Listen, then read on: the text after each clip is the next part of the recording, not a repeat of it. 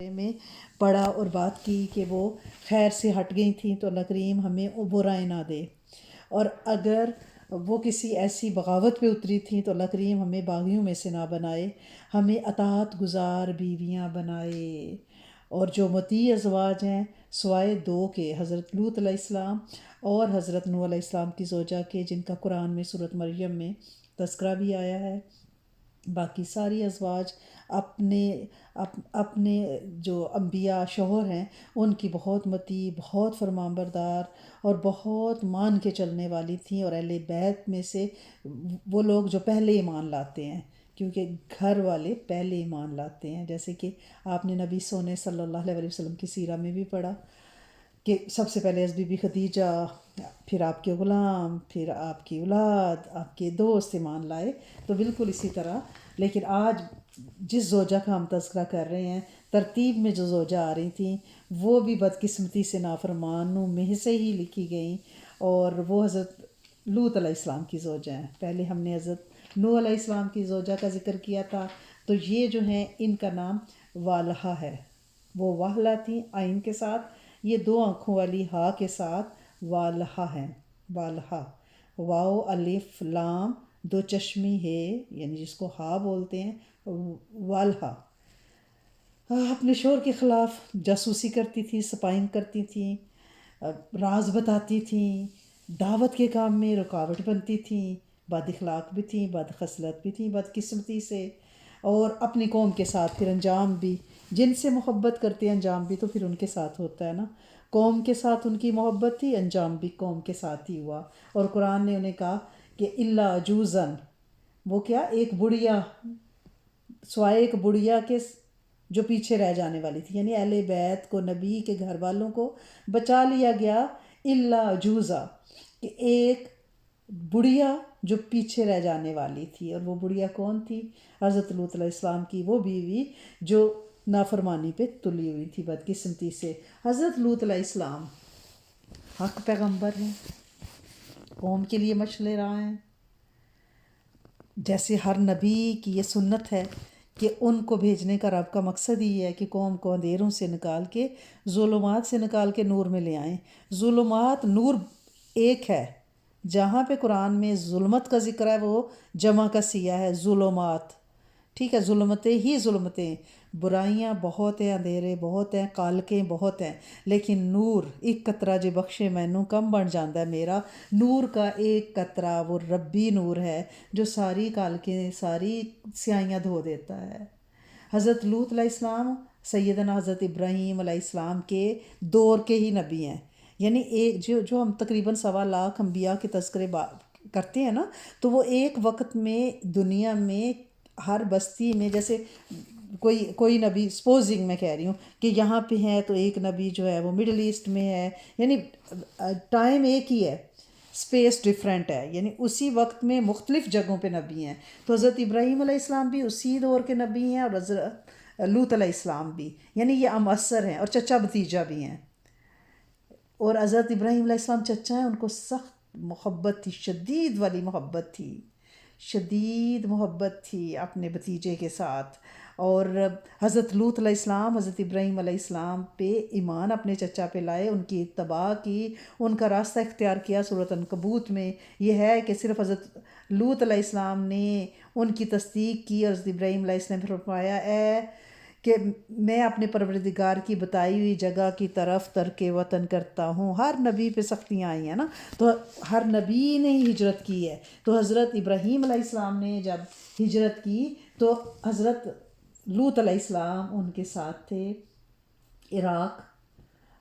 میں ان کے ساتھ گئے ہیں، بعد میں جو یعنی مختلف جگہوں پہ ہجرت کرتے، آخر پہ جس کی ہم بات کریں گے، حضرت ابراہیم علیہ السلام مستقل فلسطین میں رہے۔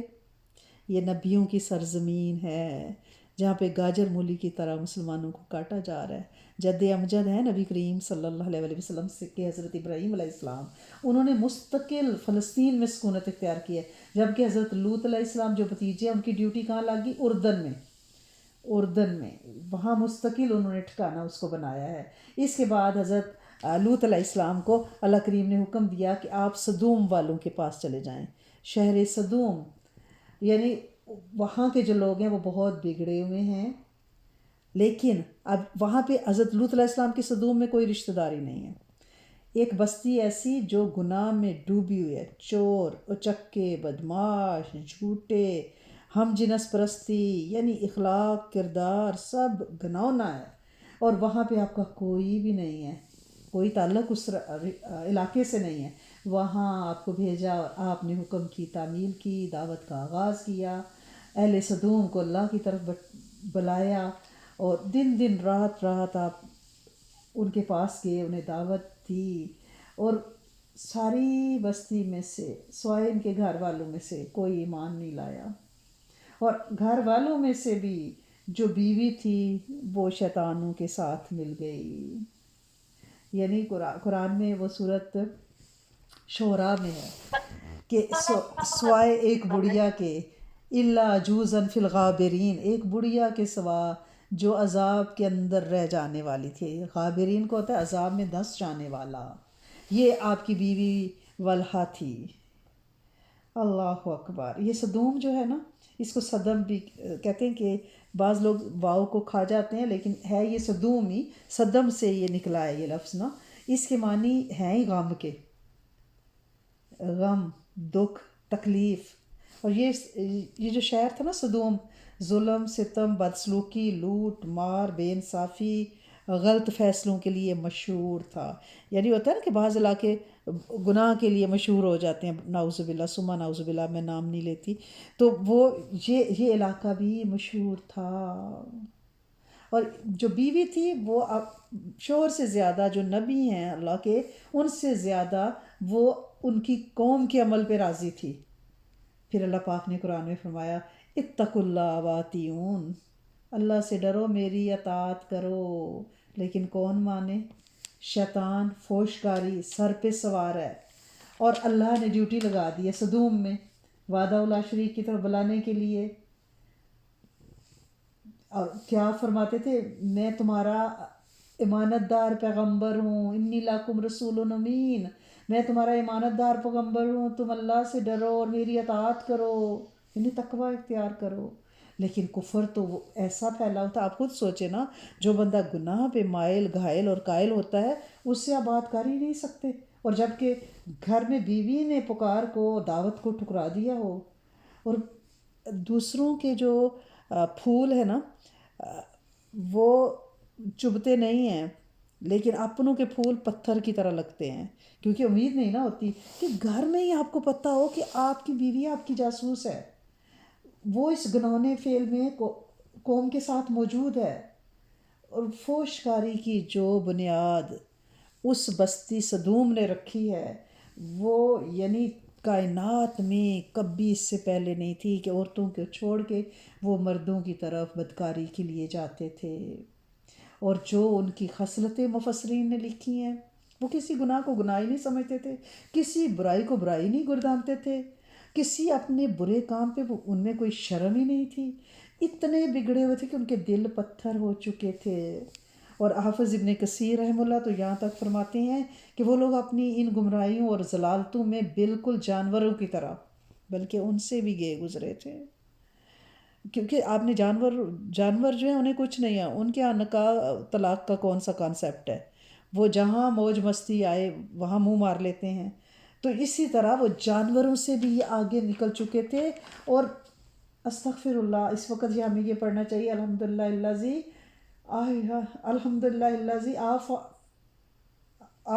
الذی عافانا مما ابتلاک بہ وفضلنا علی کثیر ممن خلق تفضیلا، کہ اللہ کریم رحم فرمائیں اور ہماری نسلوں کو اس سے بچائیں۔ قرآن نے سورۃ عنکبوت میں اللہ پاک نے اس طرح سے کھلا فرما دیا ہے، کیا تم مردوں سے فعل کرتے ہو، یعنی بے حیائی کے کام کرتے ہو، تم ڈاکے ڈالتے ہو، اور غضب یہ کہ بھری مجلسوں میں نامعقول حرکتیں کرتے ہو، یعنی یہ نہیں کہ چھپ کے، یعنی جو برے کام ہے، بندہ کسی اوٹ کے پیچھے ہو جاتا ہے، کسی جھاڑی درخت کے پیچھے ہو جاتا ہے، کسی پلر کے پیچھے ہو جاتا ہے، وہ اتنے گھٹیا ہو چکے تھے کہ وہ سر عام محفلوں میں اجتماعی یہ گند کرتے تھے۔ 23 سال تک حضرت لوط علیہ السلام نے ان کو دعوت دی ہے، 23 ایئرز 10 بندے بھی ایمان نہیں لائے، 7 کی تعداد ہے کہ شاید 7 لوگ، ان میں 2 تو ان کی اپنی بیٹیاں تھیں، جہالت میں ڈوبی ہوئی قوم تھی، ان کی کوئی کل سیدھی نہیں تھی، اور پھر وہ حضرت لوط علیہ السلام سے اتنی دشمنی رکھتے تھے، ٹھٹھا کرتے، مذاق کرتے، انہیں برے القابات دیتے، جہاں سے گزرتے ان پہ آوازیں کرتے کہ بڑے نیک بنے پھرتے، یہ گھرانہ بڑا نیک بنتا ہے، اور سب نے کہتے تھے لوط ہم تمہاری دعوت قبول نہیں کر سکتے، ہمارے دلوں پہ پردے پڑے ہوئے ہیں، ہمارے کان بہرے ہیں، استغفر اللہ العظیم، استغفر اللہ العظیم، اللہ اکبر کبیرہ۔ اور قرآن کہتا ہے کہ وہ کہتے ہیں تو تم بڑے پاک صاف بنتے ہو، مطہر بنتے ہو۔ اب لوط علیہ السلام غم کھائے جا رہا ہے، یہ نہیں ہے کہ مجھے محنت کرنی پڑتی ہے، انبیاء کو اللہ کریم نے وہ ہمت اور وہ حوصلہ اور وہ استقامت دی ہوتی ہے، انہیں امت کا غم کھا رہا ہوتا ہے کہ میں انہیں کتنا سمجھا رہا ہوں اور وہ میری بات نہیں مان رہے، اور وہ فوشکاری اغلام بازی تھی جسے قرآن نے حرام قرار دیا ہے۔ اس وقت ہم کسی سے کہتے ہیں نا کہ یہ ہم جنس پرستی، یہ جو اب جینڈر ایکویلٹی اور یہ جو کچھ بھی گند اس وقت پھیلا ہوا ہے، آپ کو پتہ ہے میڈیا پہ ہر طرف اور فضاؤں میں یہ جو نحوست ہے، تو منع کیوں کیا ہے؟ یعنی یہ اس سے بیماریاں، ایڈز، فساد، اخلاق غارت ہو جاتا ہے، بدنامی، ذلت، رسوائی، اور عورتیں بدکاری کی طرف مائل ہوتی ہیں، کیونکہ جب مرد مردوں کی طرف جائیں گے تو پھر عورتیں برائی کی طرف آئیں گی۔ ظاہر ہے رب نے جو ایک نظام بنایا ہے مرد اور عورت کا، اور ان میں جو خواہش رکھی ہے، اگر ایک اس میں سے پارٹنر جو ہے، پارٹی جو ہے، وہ کسی گناہ کی طرف چلی جاتی ہے یا وہ آپس میں اس تعلق کو قائم کر لیتے ہیں، تو پھر جو دوسری خواتین ہیں وہ گناہ کی طرف جائیں گی، ظاہر ہے وہ کیا کریں گی، اور اس سے سب سے بڑا نقصان یہ ہوتا ہے کہ نسل رک جاتی ہے، نسل مرد اور مرد کے اختلاط سے، یعنی اللہ کریم نے جو نظام بنایا ہے اس میں نسل چلتی ہے، تو اس سے تو پھر نسل بند ہو جائے گی نا، نسل رک جائے گی، امت رک جائے گی۔ اور جو قوم لوط پہ عذاب نازل ہوا ہے، جو انہیں جڑ سے اکھاڑ پھینکا ہے، ان کا کوئی نشان باقی نہیں رکھا، یہ اللہ کے غصے کا اتنا بڑا اظہار ہے۔ اب اس وقت جو معاشرے میں ہو رہا ہے، ہم سارے مل کے اجتماعی توبہ کریں کہ اللہ نہ کرے کہ سر عام جو کچھ ہو رہا ہے، ہمارے چھوٹے چھوٹے بچوں کو جو اداروں میں پڑھایا جا رہا ہے، اور وقت سے پہلے ان کو جو زیادہ معلومات دی جا رہی ہیں، اور پتہ ہے کہا کیا جاتا ہے؟ کہا یہ جاتا ہے کہ بھائی ہم تو اس لیے ان کو ٹرانسجینڈرز کے بارے میں بتاتے ہیں، ہم جنس پرستی کے لیے بتاتے ہیں کہ جو لوگ ان کاموں میں پڑے ہوئے ہیں، تاکہ اگر ہمارے بچے اس کو دیکھیں تو اسے نارمل لیں، انہیں کوئی شوق نہ پہنچے۔ ہم تو بچوں کی سائیکی بچا رہے ہیں، استغفر اللہ، کہ ہم اس لیے ان کو یہ کہانیاں پڑھا رہے ہیں کہ 2 کتے مل کے ایک بچے کو پال رہے ہیں، ایک پپی ہے ان کے پاس، تو وہی ان کے مدر اور فادر فگر ہیں، تاکہ بچے اگر اپنے گھر سے نکلے اور نیبر میں دیکھیں کہ 2 جو آدمی ہیں انہوں نے ایک بچہ ساتھ لیا، اسے اسکول چھوڑنے جاتے ہیں، ایک لینے جاتا ہے، تو انہیں عجیب نہ لگے، نارمل لگے، استغفر اللہ۔ اور یہ بھی بتایا جا رہا ہے کہ ہم اس لیے بچوں کو یہ اسکولوں میں رنگ برنگے ڈریسز ٹیچر پہن کے آ رہے ہیں، کہ یعنی کبھی وہ لڑکیوں والا ڈریس پہن کے آ رہے ہیں، تو کبھی ہیجڑوں والا، اور کبھی جل پری بن کے آ رہے ہیں، تو کبھی مچھلی، تو کبھی کتا بن کے آ رہے ہیں، وہ اس لیے کہ ہم تو لباس پہن کے اپنے آپ کو سیٹسفائیڈ کر رہے ہیں، بچوں کو یہ بتانا چاہتے ہیں کہ وہ جیسا مرضی لباس پہنیں، خود کو جو مرضی سمجھیں، ان کی ذات ہے، ان کا فزیک ہے، ان کی سائیکی ہے، وہ اپنی مرضی کے مالک ہیں، وہ جیسے چاہیں جئیں۔ استغفر اللہ، یہ تو جانوروں سے بھی بڑھ کے ہو گیا ہے، اور ہم اس سے لا تعلق نہیں رہ سکتے۔ جو ہمارے بچوں کو پڑھایا اور سکھایا جا رہا ہے، اس سے لا تعلق نہیں رہ سکتے۔ جو بچوں سے یہ جنسی ملاپ کی باتیں کی جا رہی ہیں نا، جو ڈسکس نہیں کیا جا رہا، ویڈیوز دکھائی جا رہی ہیں، اور مختلف پروجیکٹس ہیں، اور کا نام کیا خوبصورت دیا ہوا ہے، انسانی مساوات، جینڈر ایکویلٹی، معاشرتی لائف سٹائل سے بچوں کو انٹروڈیوس کر رہے ہیں کہ 2 مائیں بھی بچہ پال سکتی ہیں، 2 باپ بھی پال سکتے ہیں۔ دیکھیں آپ یہ سوچیں کہ ہم مسلمان ایک روایت پسند کمیونٹی ہیں، جو رواداری، یعنی جو ہمارے خاندان میں ہے، جو اخلاقی اقتدار ہے ہماری، ہم ان پہ یقین رکھتے ہیں۔ ہم جو ہیں، ہم تو جنسیت کو ایک جائز تعلق کے طور پہ بھی ڈسکس نہیں کرتے، کبھی ماں اور بیٹی کو دیکھا ہے اس تعلق کو ڈسکس کرتے ہوئے؟ چاہے بچی کی شادی ہونے جا رہی ہو، یہ خواہش ہوتی ہے کہ کوئی دوست کچھ ان کو ہیلپ کر دے، بلکہ پتہ ہی نہیں ہوتا، یا اب یہ بھی شروع ہوا ہے۔ تو ہم تو اسے ایک جائز جنسی تعلق کو بھی قبول نہیں کر سکے، ہم یہ باہر کا گند کیسے برداشت کریں؟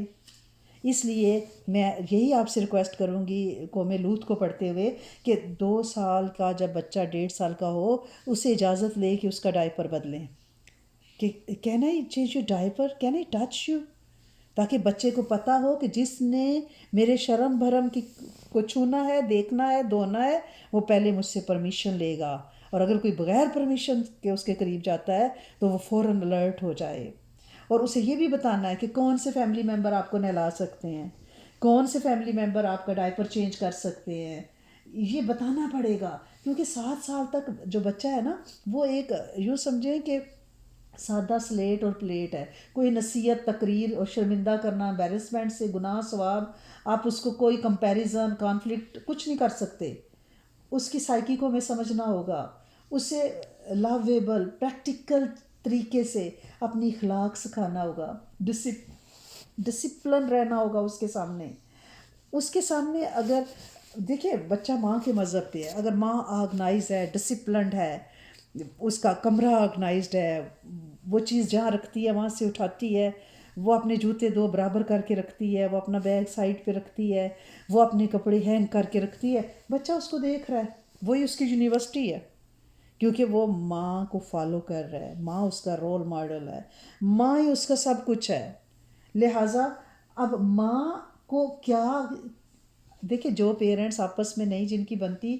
ان کے بچوں کا کانفیڈنس لیول بڑا خراب ہوتا ہے۔ اب ہم نے جو باہر شیطانی حربے پھیلے ہوئے ہیں، ان میں سے اپنے بچوں کو کیسے نکالنا ہے؟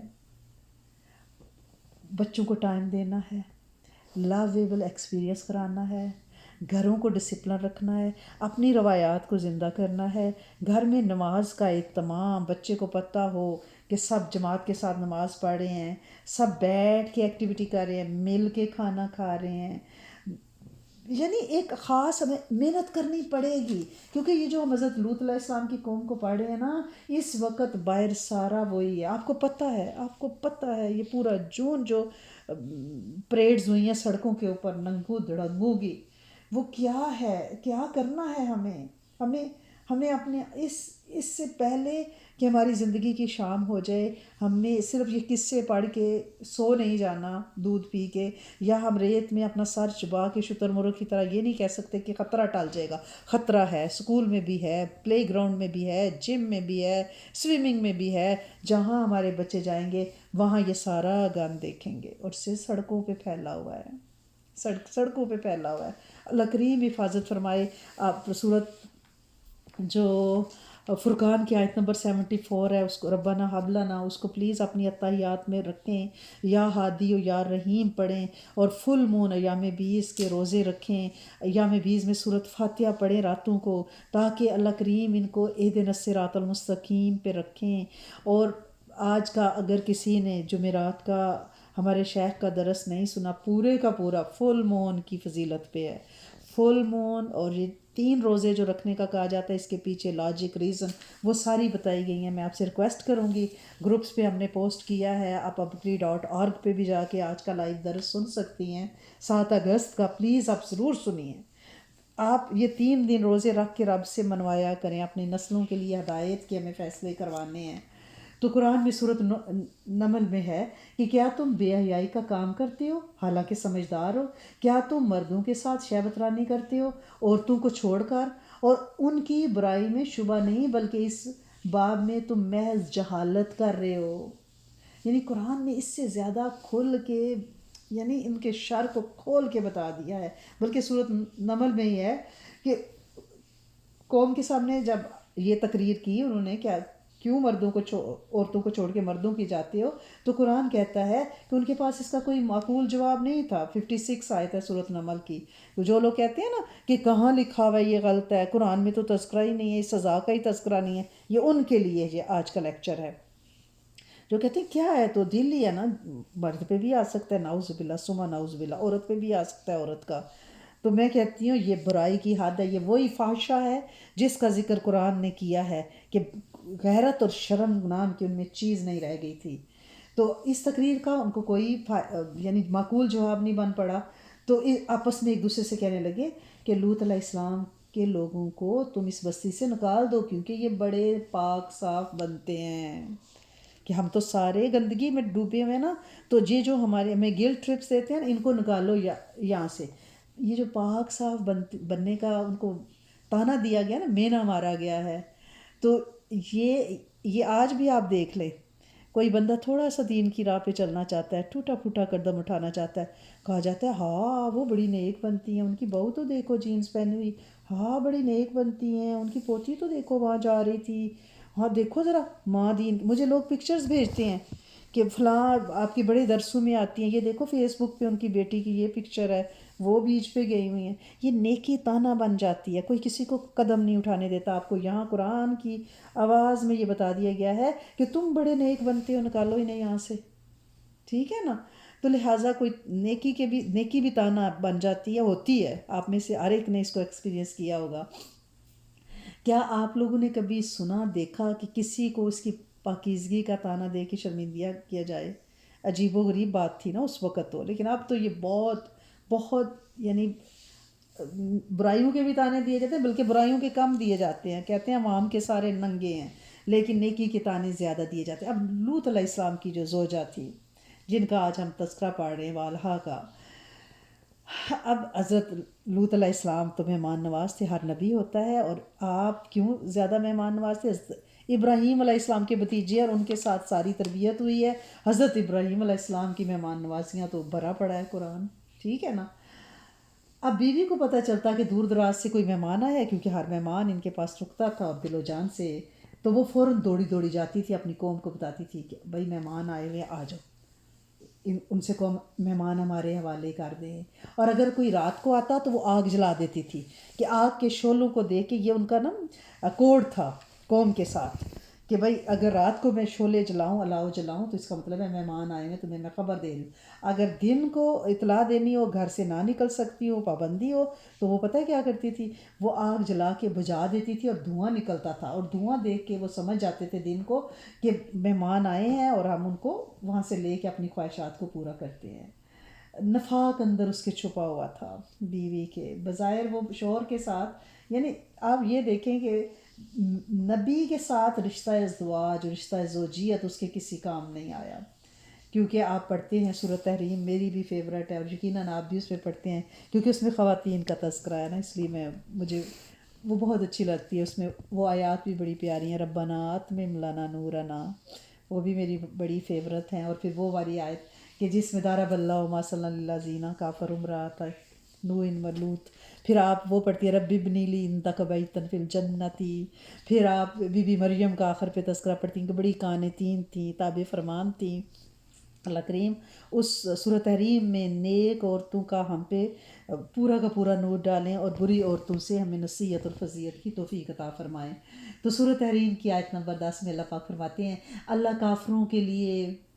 نوح علیہ السلام کی بیوی اور لوط علیہ السلام کی بیوی کا حال بیان کرتا ہے، وَضَرَبَ اللَّهُ مَثَلًا لِلَّذِينَ كَفَرُوا، یعنی اللہ پاک کہتے ہیں میں ان کی کہانی بیان کر رہا ہوں، ان کا واقعہ بیان کر رہا ہوں کہ وہ دونوں ہمارے خاص بندوں میں سے دو بندوں کے نکاح میں تھیں،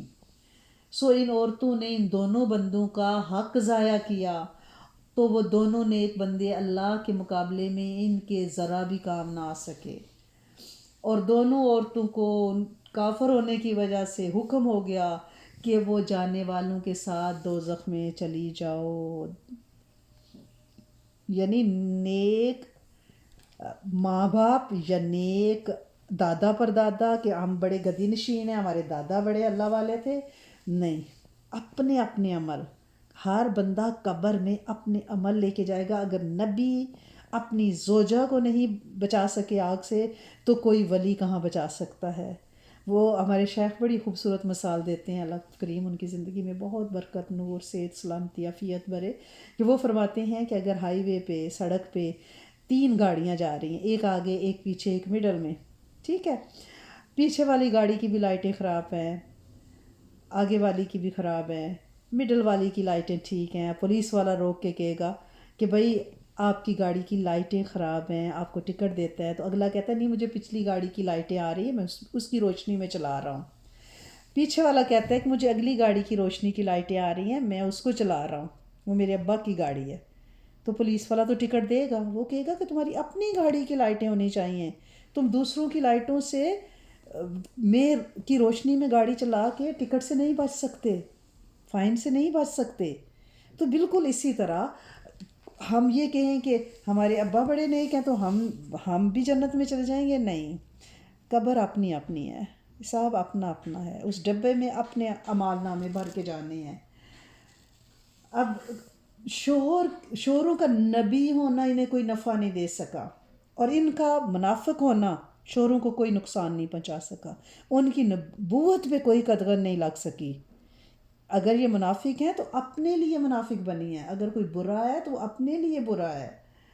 پھر حضرت لوط علیہ السلام نے اللہ سے دعا کی، جب دیکھا کہ یہ میری بات نہیں سن رہے، مذاق کر رہے ہیں، پھر آپ نے اللہ سے دعا کی، سورۃ عنکبوت میں ہی ہے، تو ہم پر اللہ، وہ کہتے تھے ہم پہ اللہ کا تم عذاب لے آؤ اگر تم سچے ہو، جیسے سب کہتے ہیں کہ ساری قومیں نا اگر سچے ہو تو اللہ کا عذاب لیا، تو انہوں نے کیا فرمایا تھا؟ اے میرے رب انصرنی علی القوم المفسدین، اے میرے رب مجھے ان مفسد لوگوں پر غالب کر دے، یعنی انہیں مغلوب کر دے، انہیں ہلاک کر دے۔ اللہ کریم نے وہ دعا قبول کر لی اور فرشتے بھیجے ان کی قوم کو تباہ کرنے کے لیے، اور ساتھ ہی یہ بھی تھا کہ ہم ان کو یعنی لوط علیہ السلام کو ان کے گھر والوں کو بچا لیں گے، الا امراتہ، سوائے ان کی زوجہ کے، سوائے بیوی کے۔ فیصلہ اوپر سے ہو کے آیا تھا، کیونکہ اللہ تو آنکھیں ہی آنکھیں ہیں، کان ہی کان ہے، سنتا دیکھتا رب ہے، موت سے پاک، اونگ سے پاک، نیند سے پاک، کھانے پینے سے پاک رب، وہ اوپر سے سب دیکھ رہا تھا۔ یہاں وہ پردے ڈال کے منافق ہو سکتی تھی، لیکن اسے تو پتہ تھا۔ پھر سورۃ ہود میں اللہ تعالیٰ نے فرمایا اور جب ہمارے بھیجے ہوئے فرشتے لوط علیہ السلام کے پاس آئے تو وہ یعنی حضرت لوط علیہ السلام ان کی وجہ سے بہت پریشان ہوئے، بہت دکھی ہوئے، اور ان کے آنے کے سبب ان کا دل تنگ ہو گیا اور کہنے لگے آج کا دن بڑا بھاری ہے۔ یعنی حضرت جبرائیل علیہ السلام، حضرت میکائیل علیہ السلام، حضرت اسرافیل علیہ السلام حضرت ابراہیم کے پاس پہلے تشریف لائے، ان کی بستی ساتھ تھی نا، اور انہیں ان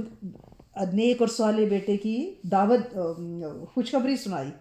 اور پھر اگلی مہم پہ روانہ ہوئے، یعنی صدوم کے مکینوں کو ہلاک کرنے کے لیے۔ اور کیا ان کو بتایا کہ ہم اس بستی کو ہلاک کرنے والے ہیں۔ حضرت ابراہیم علیہ السلام تو اتنے حلیم نبی ہیں،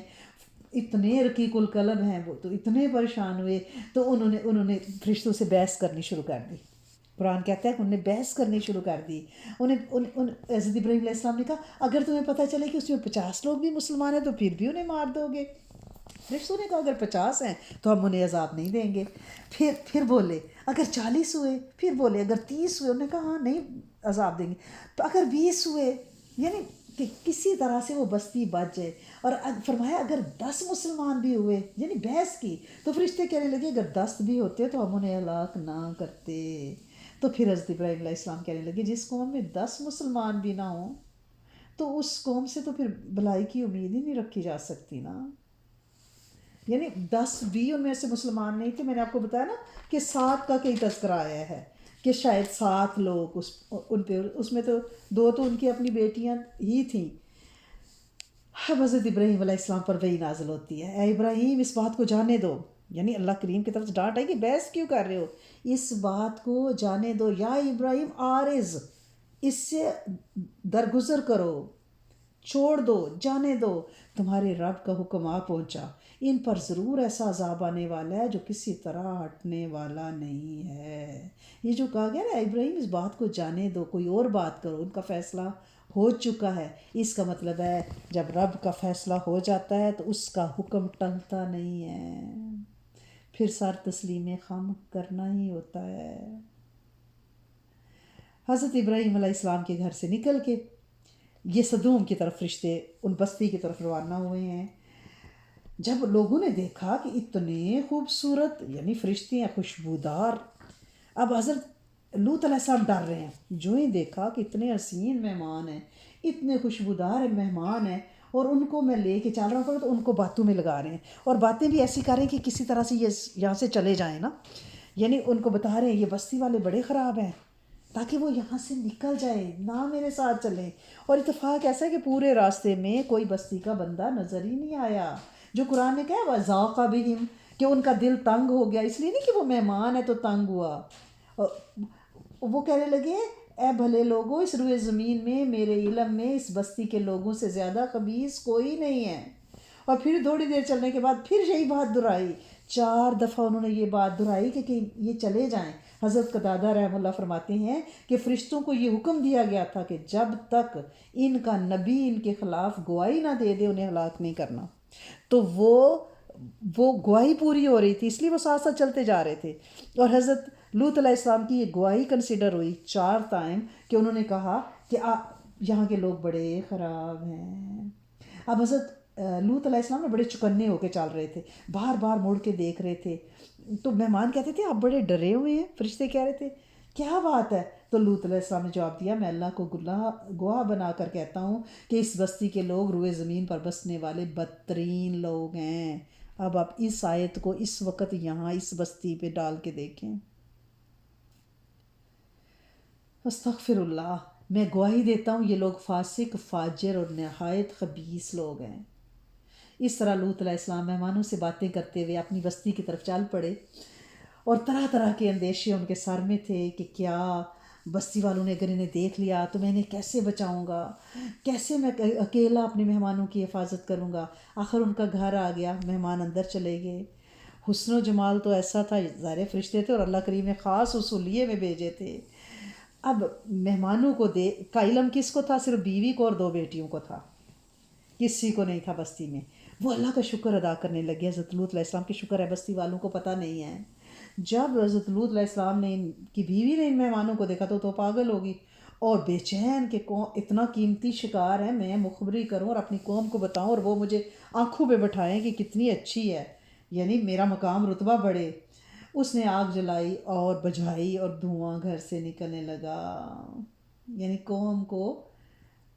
اور یہ بھی بعض روایات میں آتا ہے کہ چھپ چھپا کے وہ نکلی اور کہا کہ ایسے حسین چہرے تم نے پہلے کبھی نہیں دیکھے جو ابھی میرے شوہر کے ساتھ ہیں، میرا شوہر اور میری بیٹیاں ان کے لیے کھانا بنا رہے ہیں، جلدی آؤ کہیں وہ کھانا کھا کے نکل نہ جائیں۔ پھر جلدی سے دوسرے لوگوں کے پاس گئی، یعنی ہر گروپ کے پاس جاتی تھی کہ آج لوط علیہ السلام کے پاس ایسے حسین و جمیل مہمان آئے ہیں، ان کی مثال نہیں ملتی، جلدی کرو اس سے پہلے کہ وہ یہاں سے چلے جائیں، وہ بڑے خوبصورت ہیں، بڑے خوشبودار ہیں۔ تو وہ ایک ٹڈی دل لشکر کی طرح پوری بستی آ گئی، کانپتے کانپتے۔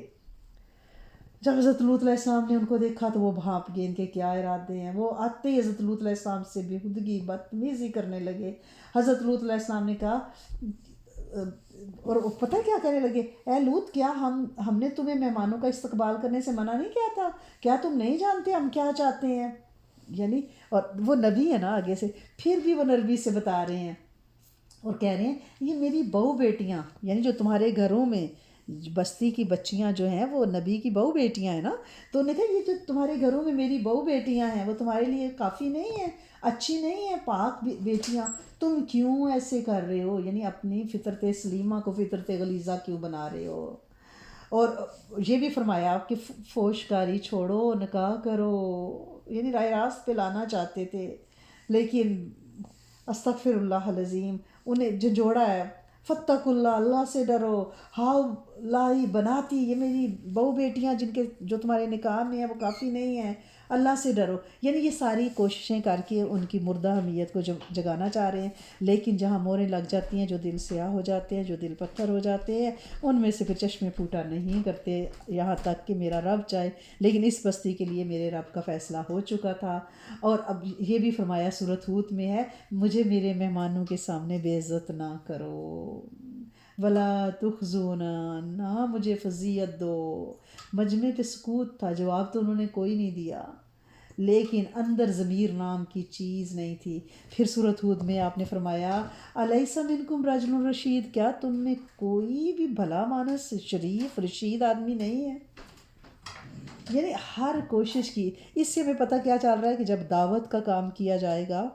کتنے کتنے مقام آئیں گے، وہاں پہ آپ کا صبر، آپ کی پیشنس جو ہے وہ آزمائی جائے گی، اور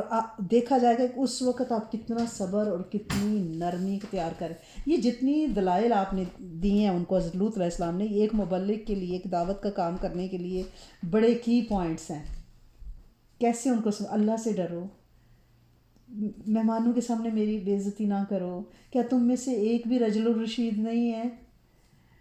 انہوں نے کوئی جواب نہیں دیا ان ساری التجاؤں کا، ان کے دل پہ کوئی اثر نہیں ہوا، وہ ہٹ درمی پہ اڑے ہوئے تھے. کیونکہ شرم جس حدیث مبارکہ میں ہے نا، جہاں حیا نہیں ہے پھر جو چیز چاہے کرو. یہ ہم کیوں کہتے ہیں کہ بچوں کے لباس، شرم بھرم، چادریں یہ انہیں بے لباسیوں سے بچائیں؟ اس لیے کہ جتنا تقویٰ بڑھتا جائے گا لباس بڑھتا جائے گا، تقویٰ ختم ہوتا جائے گا لباس چھوٹا ہوتا جائے گا.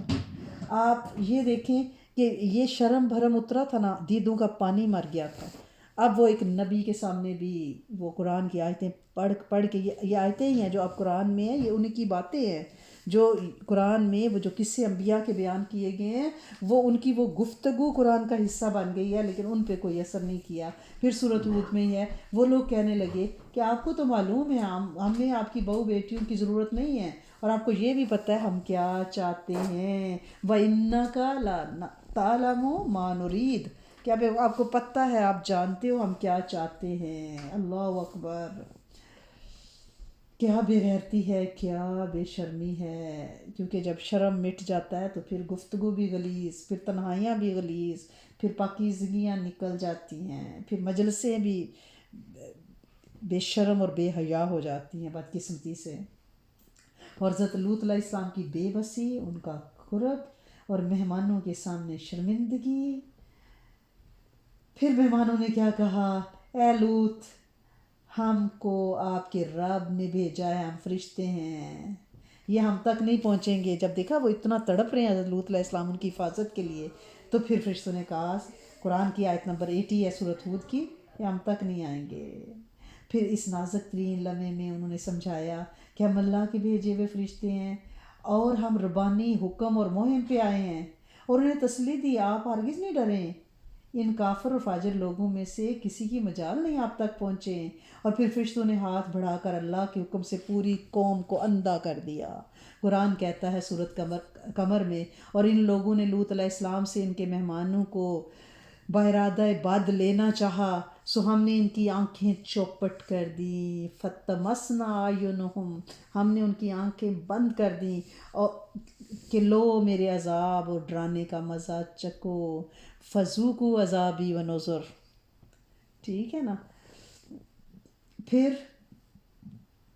آفت جو آنی تھی وہ ان پہ آئی. حضرت لوط علیہ السلام کو تسلی ہوگی، مہمان انہیں جو فکر تھی تڑپ رہے تھے. فرمایا کہ اب رات کے آخری پہر میں، یہ عذاب کب آیا؟ رات کی پچھلی پہر میں، سورج طلوع ہونے سے پہلے، یعنی روشنی کی پھیلتے ہی یہ عذاب آیا ہے. فرشتوں نے ان کے گھر والوں کو بٹھا کے کہا،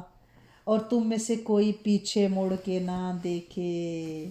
وَلَا يَلْتَفِتْ مِنْكُمْ أَحَدٌ، مڑ کے نہ پیچھے دیکھنا، بستی سے نکلو. یعنی جب قوم پہ عذاب آئے گا چیخوں کی آوازیں آئیں گی، لیکن مڑ کے نہیں دیکھنا.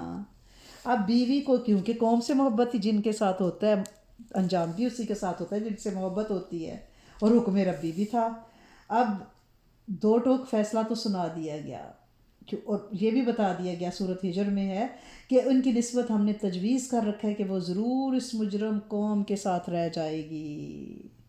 اب جو ہی ان پہ پتھروں کی وہ آئی ہے، چیخو پکار ہوئی ہے، تو اور وہ وقت کب تھا؟ میں نے آپ کو بتایا سورۃ ہود میں ہی ہے کہ ان کے وعدے کا وقت صبح کا وقت ہے. کیا صبح کا وقت قریب نہیں ہے؟ بلکہ قسم میرے پروردگار کی، ان فاجر فاسق لوگوں کی صبح بڑی قریب اور بہت سخت ہے.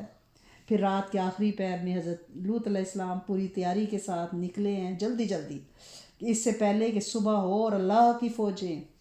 اس بھیانک رات کی سیاہی کو نگل لیں اور اس قوم کو نگل لیں. اللہ تعالیٰ کا فیصلہ ہو چکا تھا،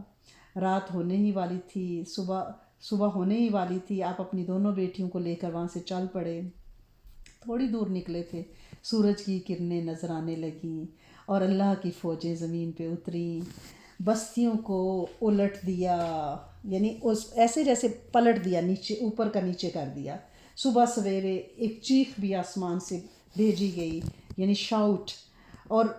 پکی مٹی کے کنکر تھے، یعنی گولیاں تھیں پکی مٹی کی، جیسے بارش نہیں برستی ایسے وہ پتھر برسے پکے ہوئے۔ حضرت لوط علیہ السلام کی قوم ہلاک ہوگی، ان کے ساتھ ان کی بیوی بھی تھی، اور بیوی نے ان کے ساتھ دوزخ میں اپنی جگہ بنا لی۔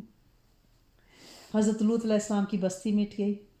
نام و نشان لوگوں کا مٹ گیا، بیوی بے نام و نشان ہوگی، روئے زمین پہ ان 4 بستیوں میں کوئی نہ زندہ بچا، کوئی نہ کسی نے افسوس کرنے والا، نہ کوئی ماتم بیان کرنے والا، نہ آسمان رویا نہ زمین روئی، بلکہ اس زمین کا پانی میرے رب نے نمکین کر دیا، وہاں ایک جھیل بنا دی جہاں زندگی کے آثار نہیں ہیں، جہاں کوئی جانور مردار بحر مردار بنا دیا، کھنڈرات عبرت کا نشانہ بنا دیے۔ اور قرآن میں سورۃ ہود میں ہے، اور جب ہمارا حکم آ پہنچا ہم نے اس بستی کو زیر و زبر کر دیا، اوپر کا حصہ نیچے کر دیا، اور اس پر کنکریلے پتھر برسائے جو تہ بتہ تھے اور نشاندار تھے، یعنی نام لکھے ہوئے تھے لوگوں کے، اور کہا کہ تیرے رب کے لیے تو یہ کوئی مشکل نہیں ہے نا، کوئی مشکل نہیں ہے، وہاں بدبودار پانی کی جھیل ہے جس کا کسی کو کوئی فائدہ نہیں ہے، اور یہ لکھے ہوئے نام اگر بندہ چھپتا تھا جہاں بھی جو اس کے نام کا پتھر تھا وہ اسے جا کے اس کو مارتا تھا اور اس کو ختم کر دیتا تھا۔ اب بستی تباہ ہو گئی۔ حضرت لوط علیہ السلام اپنی بیٹیوں کے ساتھ حضرت ابراہیم علیہ السلام کے شہر الخلیل میں اپنے چچا کے پاس آ کر رہے، اور یہاں ہی ان کی رہائش کے ثبوت ملتے ہیں۔ یہاں پہ ایک علاقہ ہے یاقین، اس کے بارے میں کہا جاتا ہے کہ جب آپ اپنی قوم سے نکلے ہیں، ان پہ عذاب نازل ہوا ہے، تو یہاں پہ انہوں نے سجدہ شکر ادا کیا تھا۔ یہاں پہ اب مسجد خلیل بھی ہے، اور یہاں پہ ہی حضرت لوط علیہ السلام کا جو مقام وصال ہے، حضرت ابراہیم علیہ السلام کا مقام وصال بھی یہاں پہ ہی کہا جاتا ہے۔ بہرحال یہاں پہ ہم اللہ پاک سے یہ دعا مانگتے ہیں، ربنا انکا من تدخل النار فقد اخزیتہ وما للظالمین من انصار، ربنا اننا سمعنا منادیا ینادی للایمان ان آمنوا بربکم فآمنا، ربنا فاغفر لنا ذنوبنا وکفر عنا سیئاتنا وتوفنا مع الابرار۔ اے ہمارے پاک پروردگار، بے شک آپ جس کو دوزخ میں داخل کریں اس کو واقعی رسوا ہی کر دیتے ہیں، اور ایسے بے انصافوں کا کوئی بھی ساتھ دینے والا نہیں ہے۔ اے ہمارے پاک پروردگار، ہم نے ایک پکارنے والے کو سنا کہ وہ ایمان لانے کے واسطے اعلان کر رہے ہیں